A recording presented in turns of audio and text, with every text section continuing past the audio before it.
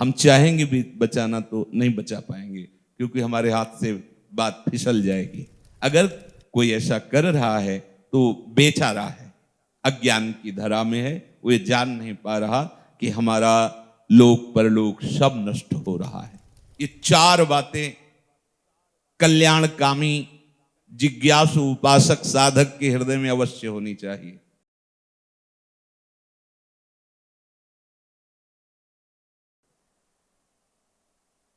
श्री गीता जी भगवान का साक्षात हृदय है, अर्थात अपने हृदय की बात भगवान अर्जुन जी को निमित्त बनाकर अपने कर्तव्य, परम कर्तव्य का पालन करना चाहिए, उपदेश देते हैं। श्री भगवान रथ को लेकर के दोनों सेनाओं के मध्य में खड़ा करते हैं और कहते देखो ये अमुक है और ये अमुक है, देखो।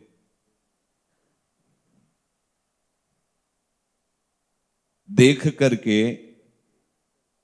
मोहित हो जाना, मोह ग्रसित हो जाना, ये तो हमारे पूजनीय जन हैं, जिनके हमें चरण छूना चाहिए, उन पर हम कैसे अस्त्र चला सकते हैं। हृदय विचलित हो गया और भगवान से कहते हैं कि प्रभु मैं युद्ध नहीं करूंगा, मैं इन सब से विलग होकर के भिक्षा मांग कर जीऊंगा, लेकिन युद्ध नहीं करूंगा, इनको नहीं मारूंगा। क्योंकि हमारे स्वजन हैं, संबंधी हैं। बड़ा ज्ञान अर्जुन जी उस समय वर्णन करते हैं। क्यों नहीं मारूंगा? क्योंकि परिवार के जन हैं, पूजनीय जन हैं, जब इनको मारेंगे तो फिर इनकी पत्नियां, फिर वर्ण शंकर संतानें प्रकट होंगी और पितर लुप्त हो जाएंगे। ये सब बड़ा वर्णन करते हैं।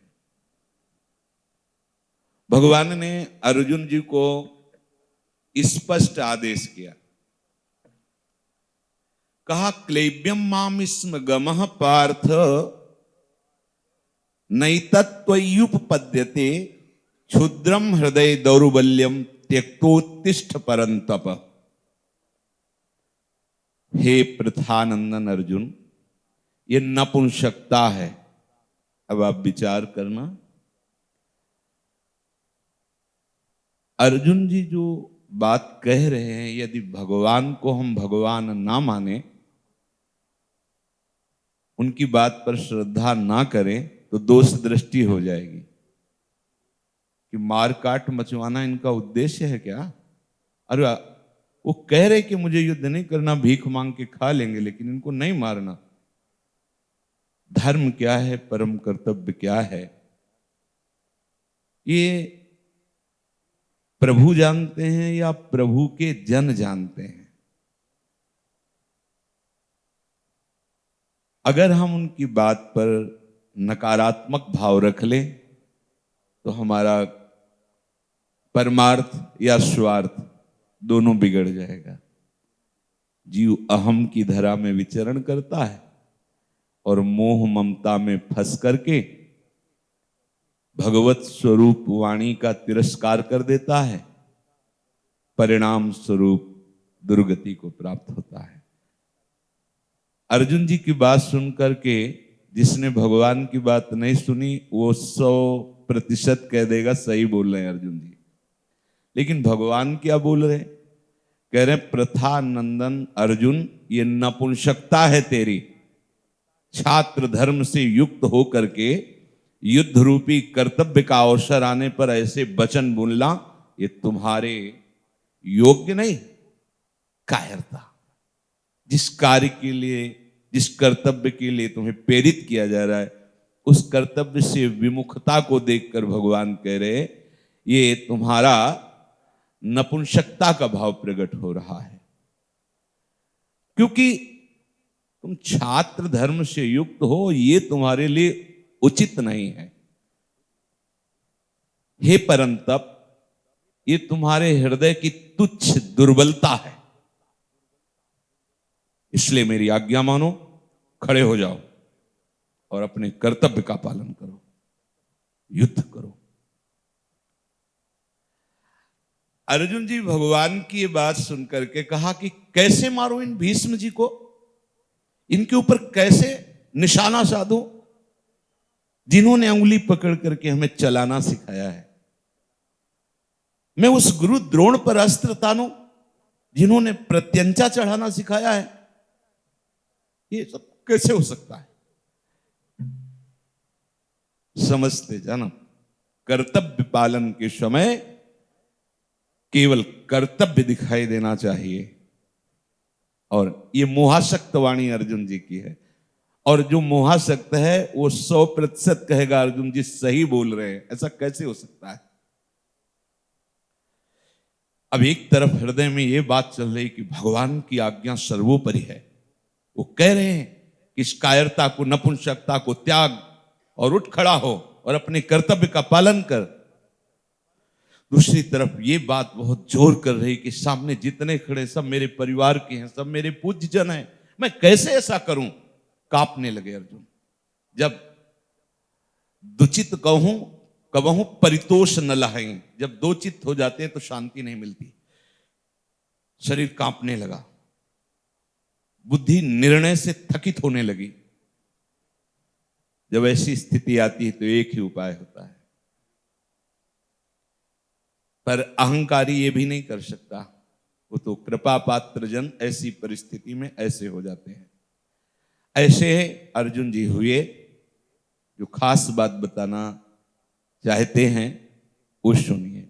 अर्जुन जी ने कहा, कार्पण्य दोषो पहत स्वभावः पृच्छामि त्वां धर्म सम्मूढ़ चेताः यच्छ्रेयः स्यान्निश्चितं ब्रूहि तन्मे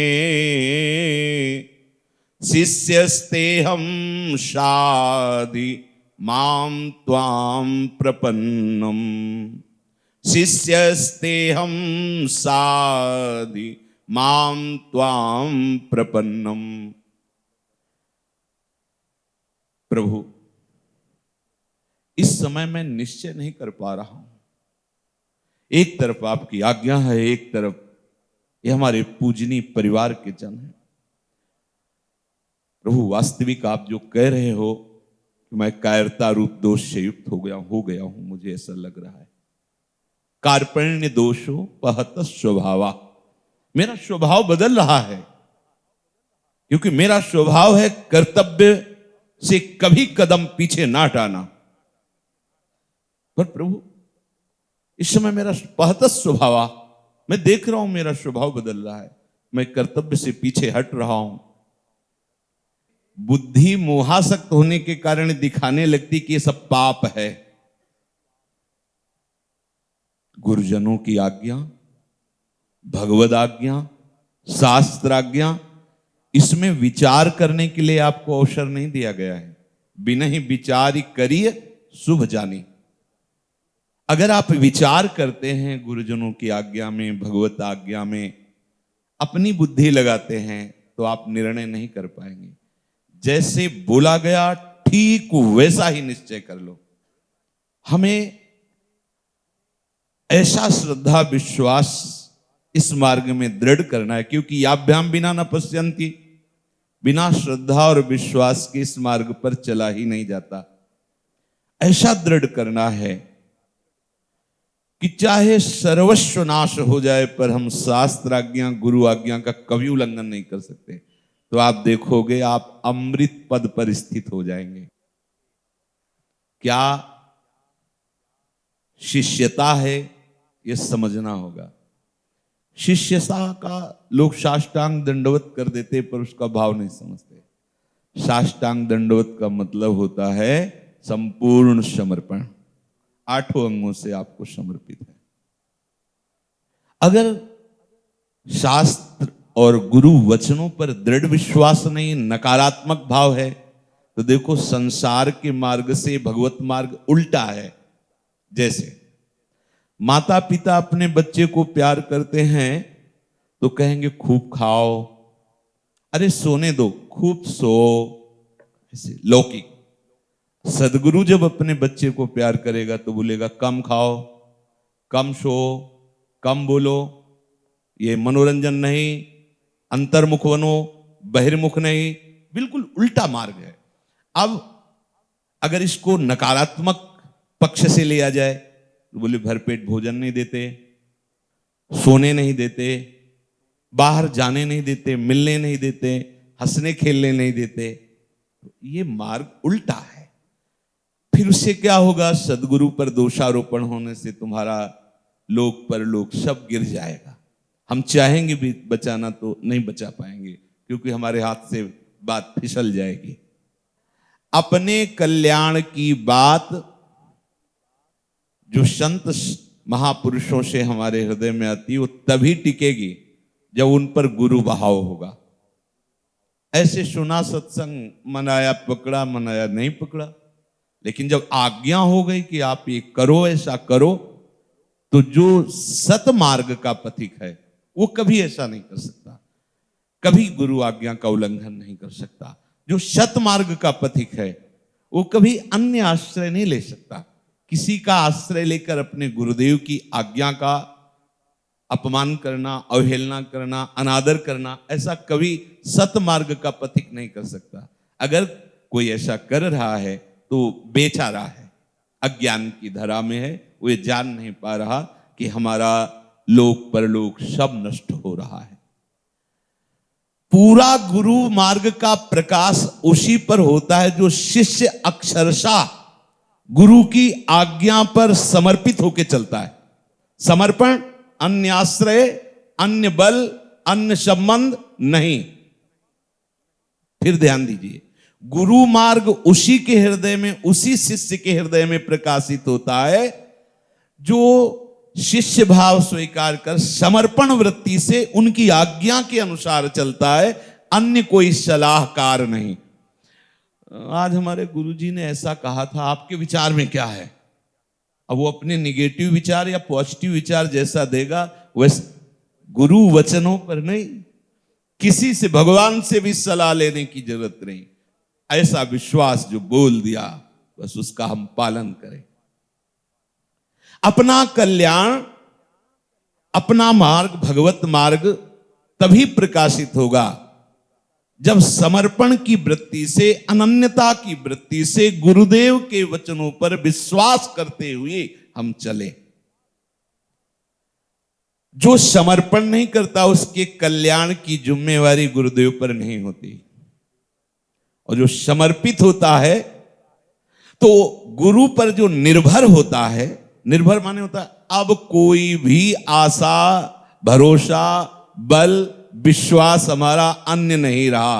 आप नरक भेजो, स्वर्ग भेजो, आप दंड दो, क्षमा करो, पुरस्कार दो, तिरस्कार दो, आप बस, इसे कहते हैं निर्भर। जो सदगुरुदेव पर निर्भर हो जाता है उसको अपने कल्याण का दायित्व समर्पित होने के कारण निश्चिंतता आ जाती है, और उसके कल्याण का चिंतन गुरुदेव के ऊपर होता है, क्योंकि गुरुदेव को समर्पित है। तो अर्जुन जी ने विचार किया कि आज्ञा का पूर्ण पालन न करने में हमारे अंदर जो दोष है वो ये है कि हमने प्रभु को गुरु नहीं माना, तो शिष्यस्ते हम। अब विचार किया कि शिष्य होने पर भी अपना अस्तित्व अलग नहीं रहना चाहिए, इसलिए कह रहे साधिमाम त्वाम प्रपन्नम,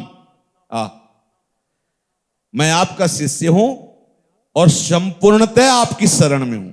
संपूर्णतया, एक भरोसो, एक बल, एक आस, विश्वास, आप पर विश्वास, आप पर आशा, आप पर भरोसा, दूसरा।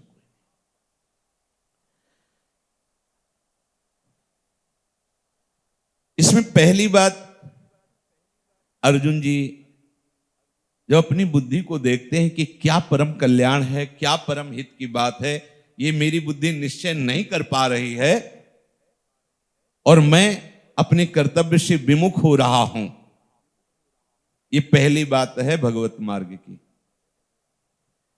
क्या प्रेम मार्ग है, क्या वृंदावन रस है, किससे हमारा कल्याण होगा, एक कर्तव्य है धर्म का पालन करना, एक कर्तव्य है परिवार का पोषण करना, एक कर्तव्य है कुल रीति से चलना। और ये भगवत मार्ग ये क्या है, कैसे चलूं? पहले ये निश्चय कर ले कि मेरी बुद्धि निर्णय नहीं कर सकती, मैं इतना बुद्धिमान नहीं हूं कि निर्णय कर पाऊं। तब हृदय में होता है कि निर्णय कौन करेगा? बोले सदगुरुदेव निर्णय करेंगे कि मुझे कैसे चलना है। तो दूसरी बात आई, कल्याण के विषय में किसी से जिज्ञासा करने की इच्छा, कि उसके सामने मैं अपनी सारी बात रख दूं और वो जो निर्णय करेंगे उसके अनुसार ही मैं चलूंगा। पहली बात, मेरी बुद्धि ठीक निर्णय नहीं कर पा रही। दूसरी बात, अपने हृदय की उस अवस्था को खोलकर किसी के सामने रख सकूं, ऐसा कोई समर्थ महापुरुष जो निर्णय कर सके और मैं अक्षरशः वैसा चल सकूं। तीसरी बात, उनके सामने जाकर शिष्यता स्वीकार करना। चौथी बात, शिष्यता होते हुए अपना अस्तित्व बनाए रखना, ऐसा वैसा, मैं ऐसा, मेरा ऐसा, ये सब समर्पित कर देना, आप कुछ नहीं। साधिमाम त्वं प्रपन्नम, ये चार बातें कल्याणकामी जिज्ञासु उपासक साधक के हृदय में अवश्य होनी चाहिए। मैं आपका शिष्य हूं, मैं आपको समर्पित हूं, पर जो आप आज्ञा करेंगे वो मैं नहीं करूंगा। शिष्य तो बहुत बन जाते हैं, समर्पण भी करने की भावना व्यक्त करते हैं, पर आज्ञा पालन में कहते मैं ऐसा नहीं कर पाऊंगा। बस यही चूक हो जाती है। अंतर से बात समझ लेना कि जिस समय आप समर्पण अपना ठीक से कर देंगे तो मैं नहीं कर पाऊंगा यह शब्द नहीं आएगा। ऐसा करना है, कदम चल पड़े, लड़खड़ा के गिर गए तो वो आपसे प्रश्न नहीं करेंगे क्योंकि आप क्यों गिर गए। उस समय प्रश्न वो अपने आप से करेंगे कि ये गिर क्यों गया, क्योंकि मेरी आज्ञा थी। तो मेरी सुरक्षा, मेरा बल, मेरी कृपा, मेरा मार्ग, मेरा प्रकाश, तो गिरा कैसे? ये प्रश्न यहां होगा, वहां नहीं। अगर उससे कर भी दिया जाए विनोदवश कि आप गिर कैसे गए, तो वो आपकी तरफ देखेगा कि आप देखो कैसे गिर गए।